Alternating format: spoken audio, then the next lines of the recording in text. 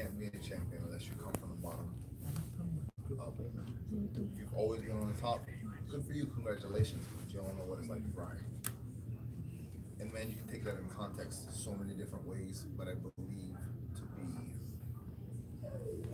the story, a true champion. He's not even in our organization, but one of my most favorite stories, comeback stories over and over again, is Robert Lawler. Yeah. You know, he sparked Pinoy.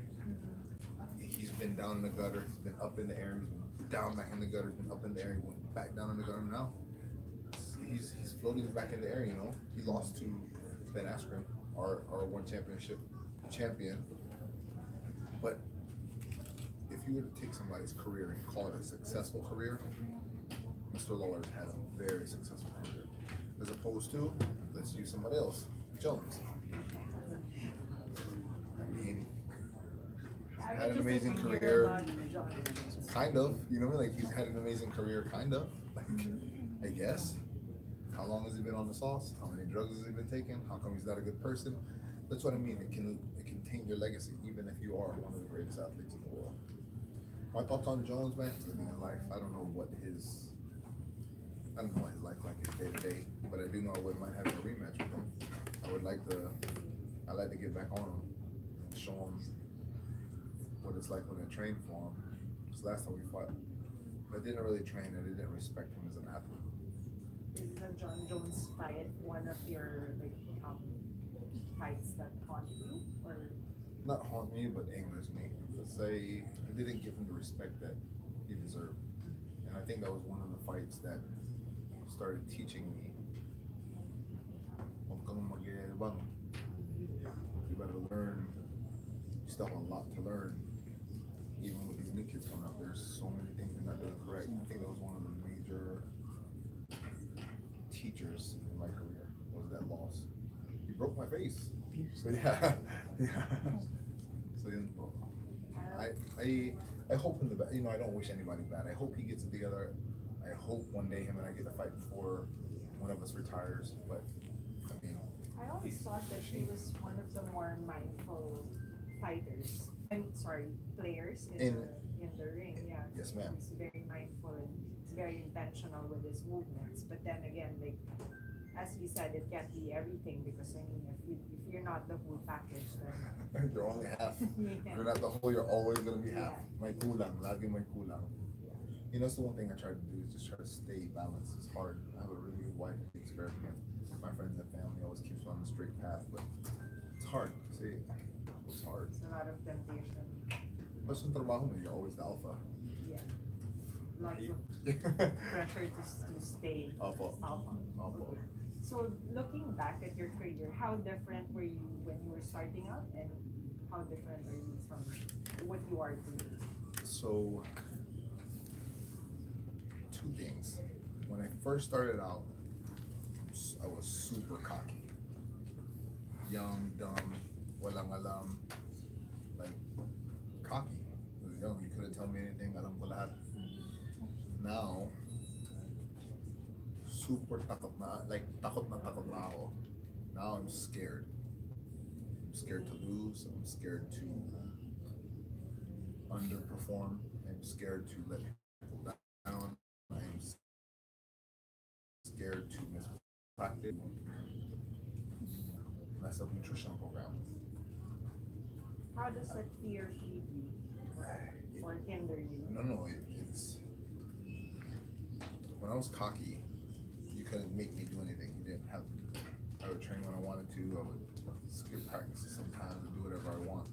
Now that I'm scared, I don't miss any practices. I train very hard. Everything's focused. Pay attention to my nutrition.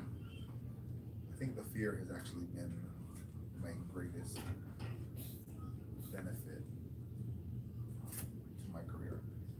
Everybody needs something to push them. For me, it's fear. I really, really do love it. I welcome it. I don't like it during camp because I don't sleep sometimes, but it makes me get up and train when I don't want to go train. It makes me eat when I'm supposed to eat, not eat when I'm not supposed to eat. It keeps me very disciplined. I don't drink, I don't party hard, I don't go clubbing and hang out, I'm in bed. I'm at the house by 10 o'clock. I'm in bed, hanging hang out watching cartoons and I fall asleep. So the fear has kept me very level-headed and down to earth. Pasensya, long-winded, ha? Okay lang. Any last words for people who are looking into getting into MMA? So martial arts is a very hard life to live for many different reasons, you know, from accountability to being accepted. And you're gonna be broke, and it costs money for skills and training. There's no way around that. So immediately right out the gate, it's 4 negatives going against you. If you decide you still want to do it, you know that this is your passion, this is what you want to do, please pursue it. But make sure you have a good team behind you and everybody understands what you're trying to do. If somebody's trying to hold your dream back, you have to let them go. Because if this is your good luck, man. Good luck, and I hope to watch you on the big screen one day. Thank you so much. Super insightful interview. Thank you very much. We'll do an interview as well. Yes. Stay there. If you don't mind, hold the mic and just look in my direction. But To your eyes. pwede. With feelings. GSP said the same thing about fear. He was afraid every time he stepped into the cage, but that kept him on point. Yeah. Before it was just being cocky. Now it's fear. It was easier when you were cocky. Now it's harder. Oh gosh. Talk ka lagi, ah. But I love it. Rolling? Can you have a mic test, Brandon? Test, mic check, 1, 2. Okay, don't mind. Wait. Don't mind the camera. Just look at in this direction, okay? Okay, so Brandon, what's been keeping you busy nowadays? Life has been keeping me busy nowadays. You know, between the farm on Guam, traveling to the province and helping where we can, trying to fix my schedule for the office of the president for the urban poor, just trying to find places where I can help the Philippines where it's needed and where I can actually help and where I can make a difference. Aside from that, reading scripts, Tagalog classes. I think we start our acting workshops again next month, probably in 15 days. So we're gonna be busy. We have 3 more movies to shoot this year. Definitely a good thing. We're looking forward to getting back in the ring to defend, actually not defend, challenge somebody for another title at light heavyweight. So we have a busy year planned and packed already. Every day we're training. Every day we have meetings. Every day, and I say every day, it's the Philippines. Every day means every day, 7 days a week. Walang tigil dito. So before we get to the in-ring stuff, which let's talk about the 3 movies you just mentioned. Okay, what can you tell us about those projects, if anything? I don't know if I'm allowed to talk about them because I just got the 2 scripts, 2 drafts of the scripts. They're still making revisions to. I don't know how it works here. Like if you say something, you might get in trouble about it. But it's 1 movie that I requested, 1 movie that I'm in love with, and then the 3rd movie. All right, we talk about that one. Is partially Hong Kong, partially here in the Philippines, with Hong Kong fight directors. So I'm very excited about that. I got to play some. We got to do some teasers with the Hong Kong team before. The way they film, the way they shoot, and the style that you do is totally different than what I. Very tedious, but especially when they put it all together. So I'm looking forward to that for sure. So as an actor, as a big screen actor, have you been encountering challenges in acting na hindi mo na face nung when you did Live Bus and now? Brandon, yeah, go. Okay. Taka muna po. Yeah, crying on demand, playing different characters, but it's fun. It's fun for me. It's like playing. It really is like playing, like when you were a little kid. Parang sa States, cowboys and Indians, cops and robbers, yung mga ganun. It really is just like playing. And I have a good time with it, so it's fun. I look forward to doing more and more and more projects. Okay, so let's go to the in-ring stuff. You mentioned that you were earlier off camera that you were cutting weight. for light heavyweight. Can you tell us more about that? What are your plans for One Championship? So plans in a perfect world, two parts. I'm cutting weight now because of a movie role, and I'm also cutting weight so that I can start training on a heavy load at this weight class. I'm dropping to light heavyweight to challenge the title holder. I hope to be fighting in October. Everything still has to line up between One Championship, the current athletes, the still has to line up. But I've cleared my schedule so that we can and we are available for October or after. I'm very much looking forward to that, but I haven't been down to the light heavyweight position in a long time. And I'm doing it now, starting to load early now and train hard now at this weight. I assume, I hope, will make it easier. Pero hindi biglaan when it comes to October. Cutting the weight is no problem. Performing at that weight and having the energy and stamina is always been my problem. So we'll try to nip it in the butt now. See, I'm scared, so let's fix it now. So what made you decide to step down a weight class? Is it a more natural weight class for you? Is it a new challenge kind of thing? It's something that I hold two belts, two different weight classes, and everyone else is doing their part of collecting and defending two different world titles at One Championship. If I want to be a leader, I want to be a legacy holder, I want to be a legend, I need to make sure that I'm keeping on par with everyone and trying to surpass. So for me, this is just another goal, another title to work towards and attain and represent proudly. So I'm not going to say it's another stepping stone or another notch in the belt. It's part of the dream. It's just been part of the dream ever since. Speaking of legends, we got a couple of legends from North America. Yeah. They're about to debut. Yeah. We got Mighty Mouse. Yeah. I believe Eddie Alvarez. Are about to debut. Yeah. A lot of Filipino fans who just started watching One Championship, maybe they haven't heard of these two guys yet. What can you tell them about these two legends who they're about to see for the first time under One Championship? So Mighty Mouse is coming out debuting March 31st. New era. Tokyo card. One of the biggest cards that One Championship has ever put together before. This card's so big that I myself am very excited just to be in the crowd so I can take pictures with everyone that's going to be in the crowd. I'm pretty sure a couple of Yokozunas are going to be there. I'm pretty sure, what's that big pro wrestler? The people get slapped by him.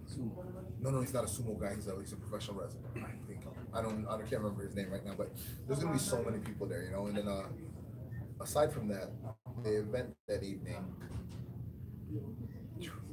legendary. There's so many good people, and for the fans, my Pinoy fans, kababayan natin sa buong mundo that don't know these two guys, Mighty Mouse is the best martial art in the world in the history of martial arts. As an athlete, as an ambassador for the sport, as a human being, he's amazing. He's very hard to take down. Just does whatever he wants because nobody's been able to stop him. He looks like a cartoon character. It's very, very impressive. You don't know him yet, but you will after this, especially after this event. Second person to talk about is Mr. Eddie Alvarez. That guy's a monster. Doesn't look like much. If you don't know him, he just looks like a normal fighter. He just looks like a normal athlete. But this guy can do all of it. He can kick, he can use his hands, he can wrestle. He's got a granite chin. He goes hard all the time. And both of these gentlemen from North America always show up in superb shape, ready to finish the event from the beginning of the ring to the very last ding. So it's going to be a barn burner, and then you'll be able to watch these people, this high-level athletes, compete and show off and do new things you probably haven't seen before. So, of course, let's go to the people that I'm sure they've heard about, their very own kababayans. We're also going to be performing that night. We have Edward Pulayang, we have Belingon. Preview what to watch out for, why our kababayans need to tune in to these two guys. So, first of all, it's our kababayan. We should be supporting each other no matter what we're doing. If we can, when we have time. It's the Tokyo card. there's 4 world title events that evening. Hante nun, 2 of those, sa ating kababayan. 2 of our own fighting for the world titles, defending from monsters. These guys, Kevin is fighting Bibiano. Bibi's a champ. Bibi's been a champ. Bibi doesn't really like to lose. He doesn't know how to lose. Bibi has something to prove that Kevin by last time. Kevin has something to prove that he's gonna smash Bibi. Both of these gentlemen always show up in shape, and you don't know what's gonna happen. You don't know if it's gonna be a jiu-jitsu thing or a transition thing or somebody gets struck while they're circling out and running around. You don't know what's gonna happen in this fight.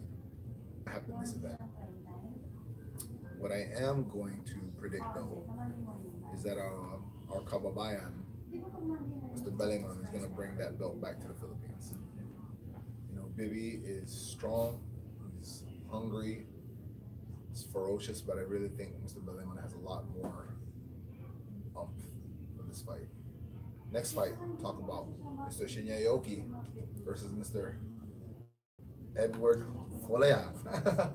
Man, Kuya Edward, you know, what can you say about this guy? He beat Mr. Shinya Aoki the very first time they met here in the Philippines, and it was, for what you could say, all intents and purposes, people can argue about it all they want. It was an upset. You know, it was a close fight. Shinya was winning the fight, then all of a sudden, Edward hit him with the knee on the ground. He was out, finished off. Ground and pound, match over, Edward wins. What happens though after that evening, after that event, propelled both of them into what they are today? Edward has ups and downs, but you know he is the champ. He had 1 loss, and then ever since then he's just been on a rampage, destroying everyone. He's here to prove to the world that, you know, dito yung belt, dito sa Pilipinas, dito sa ating bansa, that's where it belongs. Shinya is in Japan. He is a Japanese legend of all martial arts. It's Shinya. You have to say his last name. Alam na. If you say Shinya, they already know it's Mr. Aoki. That guy, after his loss to Edward, he has not lost since, and he's been smashing people. He's been hurting people, getting rid of people fast, submitting them fast. He's hungry. This one means a lot. On paper, I don't know who looks better, but with this one, I'm going with Mr. Edward Foleang as well. Not just because he's our kababayan, not because I'm Pinoy, not because I would have a bias. I just believe Edward understands that it's his time. Shinya wants it to be his time again. I think Edward has just evolved a little bit more each time he's competed. I think it's going to get the better of Mr. Shinya Aoki. Moving ahead a little bit more, you walked in with Mr. Joshua Pasha over there. He has a fight coming up. The passion lock. The passion lock. Yeah, what can you tell us about his upcoming fight? I'm sure you have more insight about his preparations because you work closely with you know Team Lakay obviously, and what can you tell us about his upcoming fight? Joshua, sino collab mo ulit? Sino collab mo? Soruta. Rematch. Oh yeah. But like whenever I watch Mr. Joshua, the Pasho compete, I know his footwork is always on point. I know his wrestling defense is always on point. I know that he's in shape better than the person that he's going against from the beginning to the end. What I expect from him is always the same. I expect him to outmaneuver his opponent, move out of everything, frustrate them, strike them, take them down, strike them, either submit them, or if they lose in the scramble to get back up, he just starts striking with them again. I don't expect anything less from Mr. Pasho ever. I don't ever expect his fights to be good for the other person. And I've always seen it as a hard night for anybody fighting Mr. Joshua Pasho. He's good in all the positions. Even the positions he's bad at. If he wants to get out, he's going to get back to his feet. Oh, no. You guys are striking again. He's faster than you. So that I expect the same exact thing. I'm calling the W for Mr. Joshua Boxing. Team Lakai is gonna have a sweep. Ask two questions. One recently also signed another MMA legend, Vitor. Mr. Vitor Belfort, who is in your weight class. If we're going by the last time he competed at light heavyweight. What are your thoughts on that signing? Maybe are you looking at a possible matchup between the two of you in the future? You know, I'm very excited that Vitor signed with one. He is in my weight class, light heavyweight or heavyweight. So wherever he decides to come, wherever he wants to come hang out, he can get some too. Welcome to One Championship, Mr. Vitor Belfort. Just remember, I'm gonna touch you. Brandon, please look at the camera this time. Please invite everyone. Let's make it short, so we put it at the end. Invite people to support our Kababayans, Team Lakai for the upcoming Tokyo fight and Sports in Action. SNA, and of course to also watch out for whatever news and updates you may have in the future in your career. 3, 2, 1, go. Almost Kababayan. Make sure you guys tune in March 31st here on Sports in Action, ABS-CBN. Watch Team Lakai perform to their best. Pay attention to what I'm doing on social media. Mabuhay. Love you guys. Right, that's good for me. That's perfect. Anyone else have any questions? Galing.